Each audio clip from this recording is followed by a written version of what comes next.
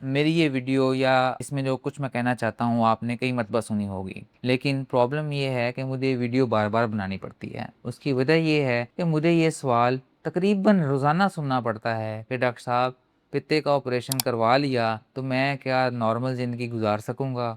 क्या मैं दोबारा से पराठे खा सकूँगा? क्या मैं दोबारा से अपने रूटीन का खाना खा सकूँगा? क्या मेरी ज़िंदगी में खाने-पीने की रिस्ट्रिक्शंस आना शुरू हो जाएँगी?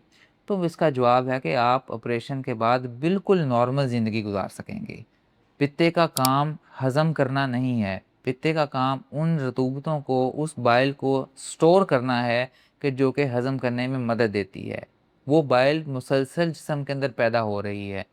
ऑपरेशन होने के बाद जिस्म और जिगर ऑटोमेटिकली अपने आप को इस हिसाब से ढाल लेते हैं कि मरीज़ को जब जहाँ बाइल की ज़रूरत हो, वो उसको फ़ौरी तौर पर पैदा करके उसके हाज़मे में मदद दे। ऑपरेशन के 1 से 2 महीने के अंदर ज़रूर थोड़ी बहुत तब्दीलियाँ लानी पड़ती हैं, चिकनाई से थोड़ा बहुत परहेज़ करना पड़ता है, लेकिन उसके बाद मरीज़ बिल्कुल नॉर्मल ज़िंदगी गुज़ार सकता है।